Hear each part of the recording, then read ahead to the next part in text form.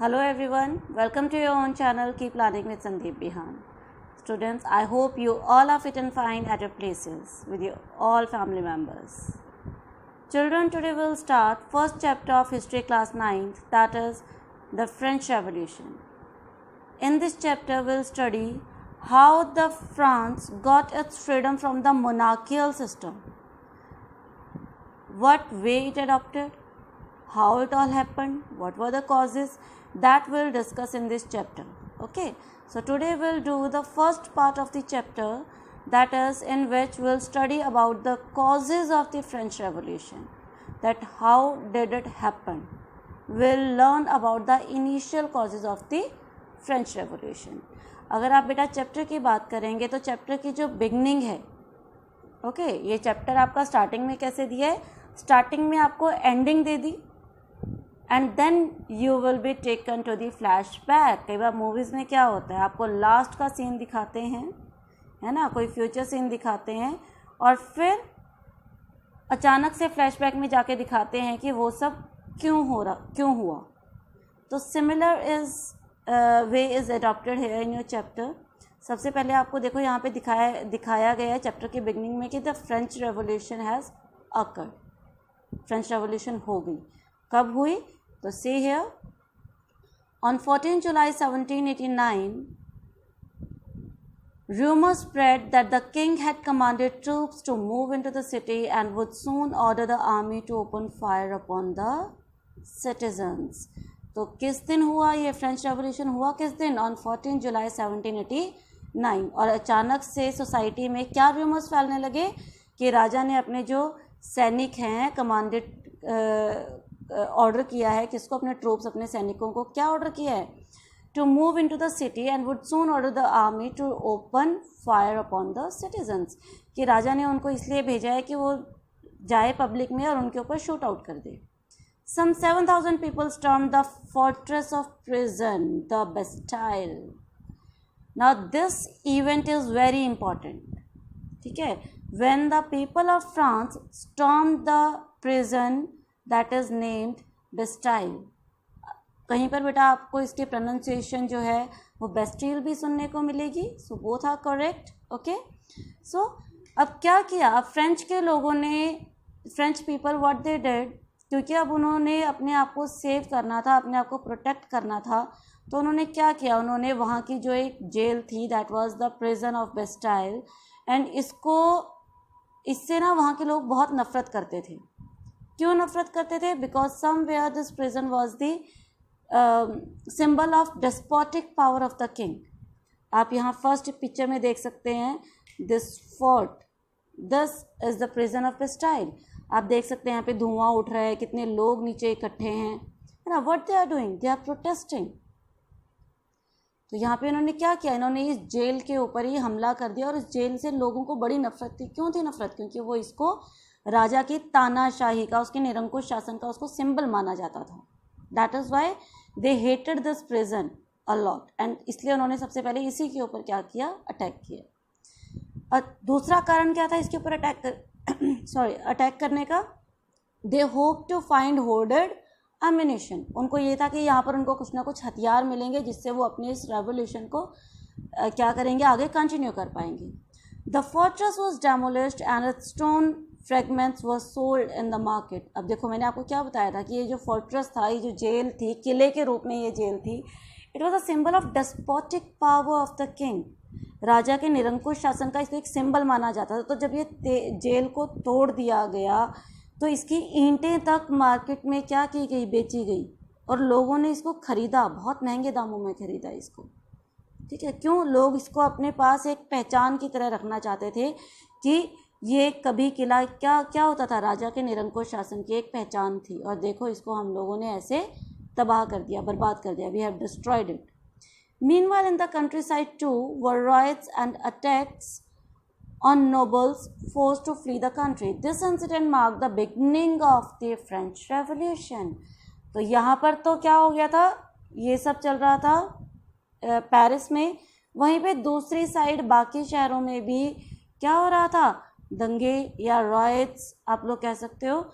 किनके ऊपर? जो नोबल पीपल था, जो who were the rich people, उनके ऊपर भी लोगों ने अटैक करना शुरू कर दिया था। And this incident of 14 July 1789 marked the beginning of the French revolution. तो अगर आपसे क्वेश्चन आता है कि when did French revolution begin, तो your answer should be on July 14, 1789। अब ये तो थी बिगनिंग। अब ये शुरुआत हुई क्यों? ऐसा क्या हो गया कि मतलब लोगों के अंदर एक र्यूमर फैला कि राजा अपने सैनिकों को भेज रहे हैं और वो हमारे ऊपर हमला करवाएंगे? क्या सिर्फ इस र्यूमर की वजह से लोगों ने अटैक कर दिया? No, there was a long story behind it. Now what was the story? What were those reasons? Let's begin. Now we'll learn about the French economy and society. Okay, तो अगर France की हम लोग politics की बात करते हैं तो पॉलिटिक्स में क्या था? इन 1774 लुइस 16, अब वो राजा कौन था? You can see here, in 1774 Louis 16 of the Bourbon family ascended the throne of France।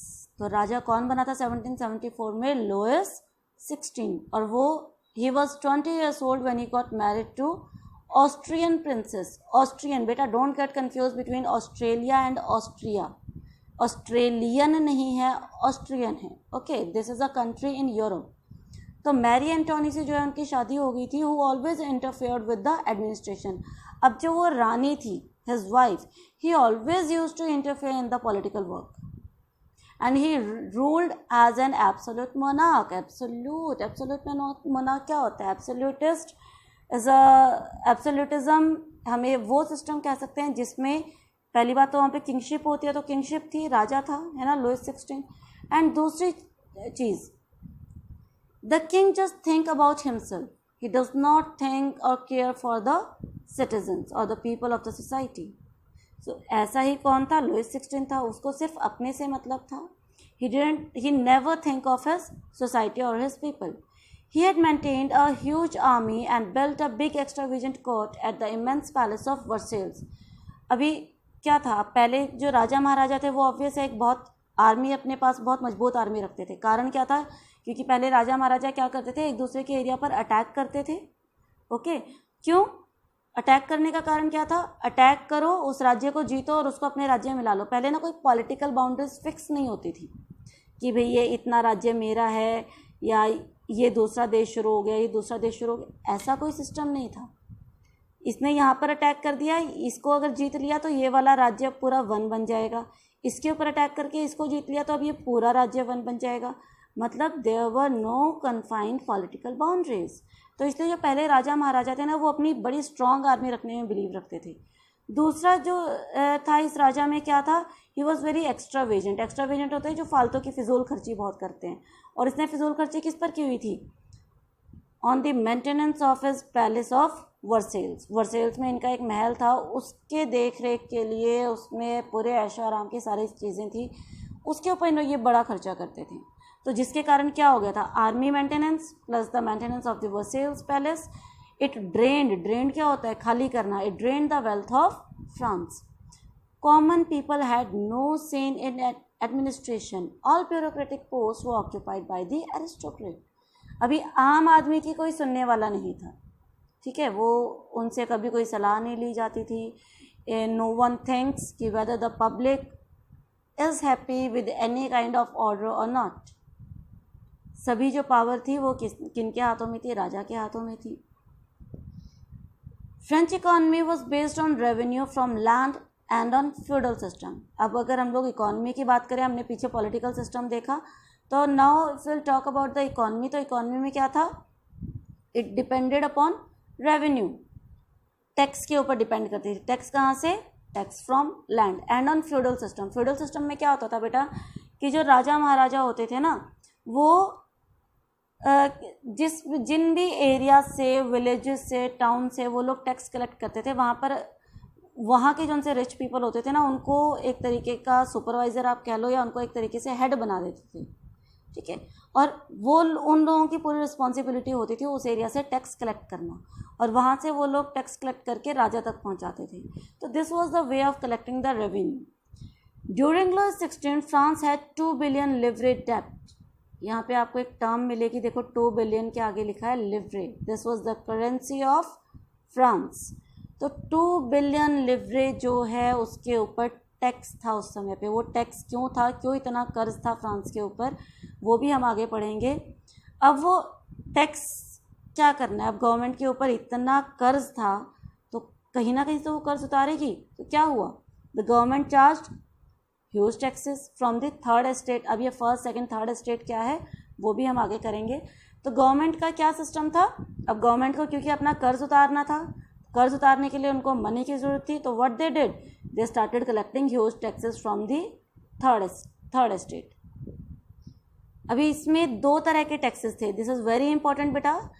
These taxes were of 2 types. The first one was a direct tax which was called tele, and a number of indirect taxes which were levied on articles of everyday consumption। तो पहला जो tax है वो आपका टेले है, जो कि एक डायरेक्ट टैक्स था, यानी that was taken by the government. लेकिन एक दूसरा टैक्स था, लास्ट पॉइंट में आप देखेंगे, the church too extracted its share of taxes called tithes. Last line में एक वर्ड लिखा हुआ है टिथेस। तो हमारे 2 टैक्सेस कौन कौन से हैं, पहला जो गवर्नमेंट कलेक्ट कर रही है that is taille, and second is tithes. और टिथेस कौन सा, इसको कौन कलेक्ट कर रहा है, it is collected by the church people. Church के लोग ये टैक्स लेते थे, और दूसरा टैक्स जो है वो राजा के पास जा रहा था। So these were the 2 types of taxes which were being taken by the king and the church people. अभी सेकेंड लास्ट पॉइंट है आपका फर्स्ट 2 एस्टेट्स। अब मैंने आपको बताया ना कि हम लोग इसकी सोसाइटी भी पढ़ेंगे, हमने पॉलिटिकल सिस्टम पढ़ा, इकोनॉमिकल सिस्टम पढ़ा, अब हम इसकी सोसाइटी के बारे में भी पढ़ेंगे। तो ये फर्स्ट सेकेंड थर्ड एस्टेट जो है आपको वहाँ पे क्लियर होगा। So in France helped in 1776 France help 13 American colonies to gain their independence from Britain. अब हमने देखा था कि उसके ऊपर 2 बिलियन लिवरे का क्या था, कर्ज था, है ना। तो अब ये कर्ज क्यों था, 1776 में फ्रांस ने क्या किया, अमेरिकन कॉलोनीज यानी अमेरिका के जो भी उसके जो कब्जे में देश थे, अमेरिका को कहीं ना कहीं उसके इंडिपेंडेंस गेन करने में फ्रांस ने क्या की, उसकी हेल्प की, पूरे तरीके से उसको फाइनेंशियल सपोर्ट किया। तो पैसा वहाँ चला गया। अभी इस चीज़ के कारण उनका टैक्स पहले भी था और ज़्यादा बढ़ गया। Lenders who gave the state credit now began to charge 10% interest on loans। अब वो लोग जो कर्ज देते थे इधर on the poor people to the poor people, तो वो क्या करते थे, वो देखो कितना इंटरेस्ट रेट वो लोग ले रहे हैं, that is 10%। The French government spend and 43% of its budget on interest payments alone. अभी खुद गवर्नमेंट के ऊपर कितना 2 to 3 बिलियन लिवरेज जो है उनके ऊपर टैक्स था, कर्ज था, लोन था उनके ऊपर। तो गवर्नमेंट अपनी इनकम का अबाउट 43 to 45% वो खुद किसके ऊपर पे कर रही है, अपना कर्ज उतारने में पे कर रही है, और अभी तो सिर्फ इंटरेस्ट पे कर रही है ना। To meet its regular expenses such as the cost of maintaining an army, the court, running government offices और universities, the state was forced to increase taxes. लेकिन अभी जितने टैक्सेस गवर्नमेंट ले रही थी that those were not enough for the government, क्योंकि उसको tax भी अपना जो लोन है लोन भी उतारना है, इंटरेस्ट पे करना है, फिर अपनी maintenance of army they have to look after, अब अपनी जो उनके पैलेसेस थे उनका भी उन्होंने देखना है, गवर्नमेंट ऑफिसेज भी चलाने, अब जो आर्मी है उनको सैलरी भी देनी है, कितना सारा काम था, कितनी सारी चीज़ों के लिए उनको मनी चाहिए था। तो फाइनली उनको रास्ता क्या दिखा कि टैक्स बढ़ा दो, टैक्स बढ़ा देंगे तो इनकम ऑटोमेटिकली क्या हो जाएगी, बढ़ जाएगी। This what they thought. और हमने पीछे क्या किया था कि टैक्स का जो बर्डन था वो किसके ऊपर था, थर्ड एस्टेट के ऊपर था। अब हम लोग देखेंगे ये फर्स्ट सेकंड थर्ड एस्टेट क्या है। यहाँ पे हम लोग देखेंगे फ्रेंच सोसाइटी के बारे में। तो French society in the 18th century was divided into 3 estates, 3 parts या 3 एस्टेट्स में वो डिवाइड थी। The first one was clergy, clergy कौन थे, चर्च पीपल, ओके।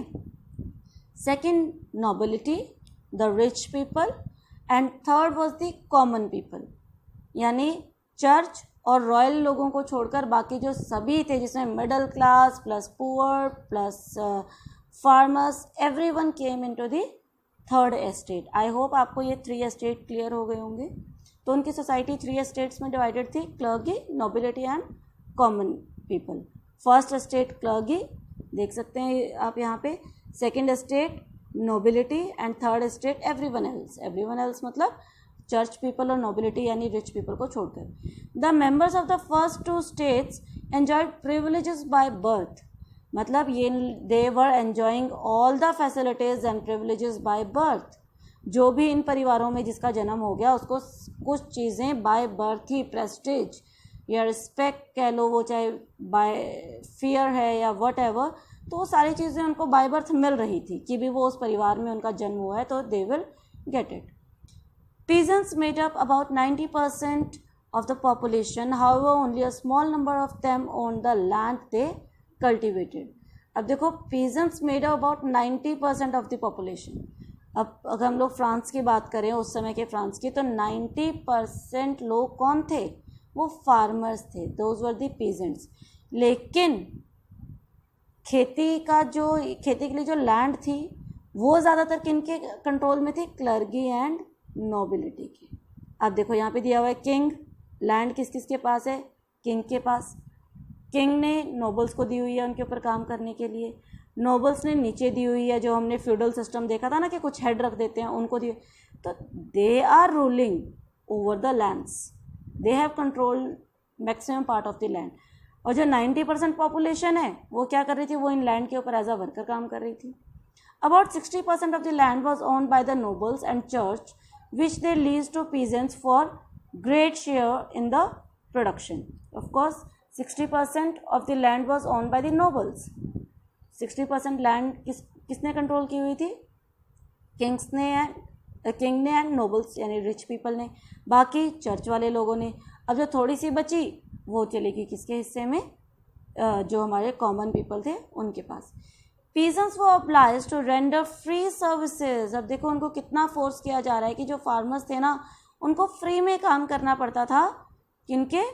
ये जो नोबल पीपल थे या चर्च के जो लोग थे, इनके फील्ड्स में, फार्म्स में, इनके एरियाज में दे वर फोर्स्ड, ठीक है, इनको फोर्स किया जाता था to provide their free services, to work in his house and fields, to serve in the army और to participate in building roads. मतलब कोई भी जो काम करवाया जा रहा है वो उनसे ज़बरदस्ती फ्री ऑफ कॉस्ट करवाया जाता था। तो अभी आपने देखा कि कैसे मतलब पॉलिटिकल सिस्टम क्या था, सब कुछ राजा के कंट्रोल में था। इकोनॉमिक सिस्टम क्या था कि सोशल सिस्टम क्या था? सोसाइटी को 3 पार्ट्स में डिवाइड कर दिया था, clergy, nobility and common people. और इकोनॉमिक सिस्टम क्या था कि सारा टैक्सेस का बर्डन किसके ऊपर था? The complete burden was on the third estate. अच्छा, पीछे आप देखेंगे, आपको आपकी बुक में एक फिगर नज़र आएगी, you can see here, yes this one, here you can see this figure. अब इसमें क्या है? इसमें आप देखेंगे नीचे एक आदमी है और उसके ऊपर 2 people are sitting on it.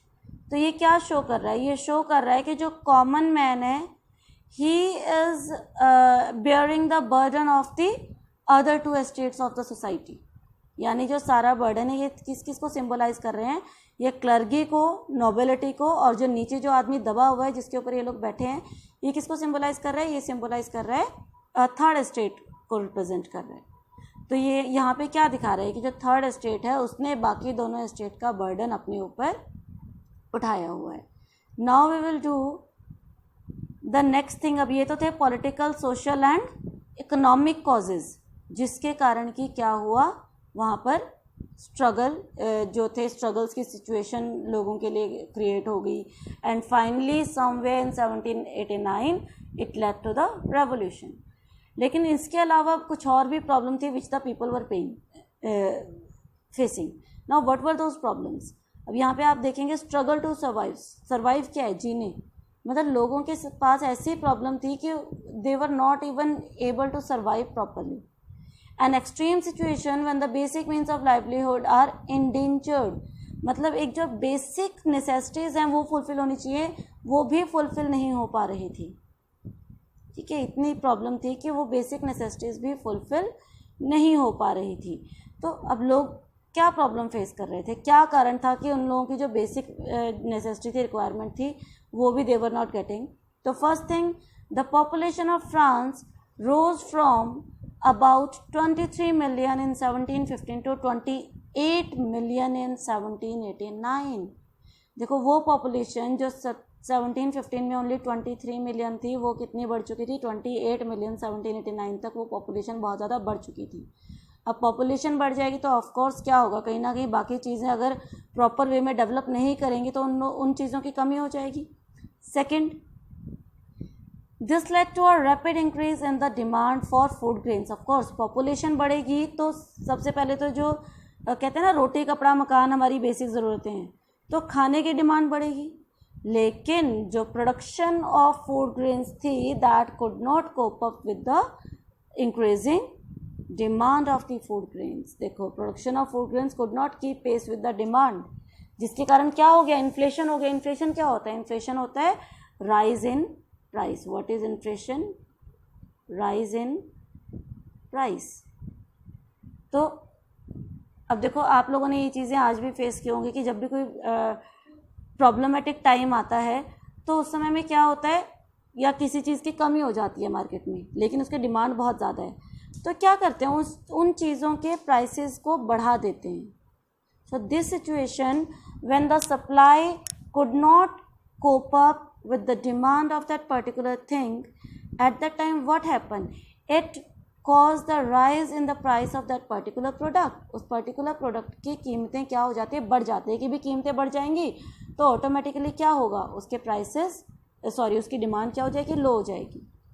ठीक है, तो this situation is called inflation. The hike in price is called inflation. तो कीमतें बढ़ गई। अब सोचो लोगों के पास रोजगार नहीं है, पैसा नहीं है, खाने की उनको ज़रूरत है, of course they need we need food to survive. ऐसा तो नहीं है कि आज के ज़माने में फूड खाने की ज़रूरत है, पहले नहीं थी। तो we need food to survive. अब खाना नहीं है, पैसा नहीं है, जॉब नहीं है, तो खाना कहाँ से खरीदें, चीज़ें इतनी महंगी हो गई थी। Things became worse whenever drought or hail reduce the harvest. और इसके ऊपर से एक तो पहले ही प्रोडक्शन बहुत कम थी, और दूसरा क्या हो रहा था कि जो सपोज़ कभी सूखा पड़ गया या कभी बारिश बहुत ज़्यादा तेज़ हो गई, इसके कारण से जो थोड़ी बहुत फसल होती थी वो भी ख़राब हो जाती थी, तो उस समय में सिचुएशन और भी ज़्यादा बुरी हो जाती थी। So this things created a lot of problem for the people. इसके कारण आगे क्या हुआ, धीरे धीरे it fill the people with anger. ये जो पॉलिटिकल इश्यूज हमने पढ़े, इकोनॉमिक पढ़े, सोशल पढ़े, फिर बाकी सब तो जैसे चल रहा था, अब लोगों को खाने तक के लाले पड़ने लग गए। वो लोग अपने भूख नहीं मिटा पा रहे थे, अपनी फैमिलीज़ को की जो है बेसिक रिक्वायरमेंट फुलफिल नहीं कर पा रहे थे। तो ऐसे में इंसान क्या हो जाता है, either the person get so frustrated, ठीक है, और एंड होपलेस, या फिर the population fills with the anger. Okay, तो यहाँ पे क्या हुआ, यहाँ पर वही हुआ कि people were filled with anger. इसी का रिजल्ट हमें आगे देखने को मिलेगा, लेकिन अभी जो आप लोगों ने करना है, आज का पार्ट हमारा यहीं पर फिनिश होता है। The homework for you is you have this table on page number 6 of your book, और इसी में बेटा, इसी टेबल के नीचे इस तरफ राइट कॉर्नर पर आपको एक एक्टिविटी बॉक्स मिलेगा, और उस बॉक्स में यहाँ पर क्या ऑप्शन आएंगे वो मिले हैं आपको। Those options are given there in the activity box on the same page just below this figure. Okay, so you have to see the options from there. अब इसमें आपने करना है क्या है, सबसिस्टेंस क्राइसिस। सबसिस्टेंस क्या होता है, सर्वाइवल है ना, जीने, तो जीने तक के लाले लोगों को पड़ गए थे। तो क्यों, वो कारण बताए गए हैं, पूरा प्रोसेस दिखाया गया कि बैड हार्वेस्ट मतलब फसल नहीं अच्छी हुई होगी, तो उसके कारण क्या हुआ होगा वो आप सोचेंगे, यहाँ लिखेंगे। उसके कारण फिर नेक्स्ट स्टेप क्या हुआ होगा, उस नेक्स्ट स्टेप के बाद क्या हुआ, the poor can no longer buy bread. अब इन दोनों कारणों से क्या हुआ कि जो गरीब इंसान था वो खाना नहीं खरीद पा रहा था। अब वो खाना नहीं खरीद पाएगा तो दो सिचुएशन होंगी, या तो ये या फिर ये। अब वो आप देखेंगे ऑप्शन में से क्या होगा। अगर ये सिचुएशन होती है तो बीमारियां फैल जाएंगी, और बीमारियों के बाद अल्टीमेटली ये होगा, या फिर डायरेक्ट यहाँ से ये रिजल्ट आउट होगा। अब ये चीज़ें क्या हैं, just read the options carefully, try to understand it and then fill this. Here our first part of the French Revolution is finished. I hope it is clear to you all. If you have any doubt, please feel free to ask. Till then, have a good day.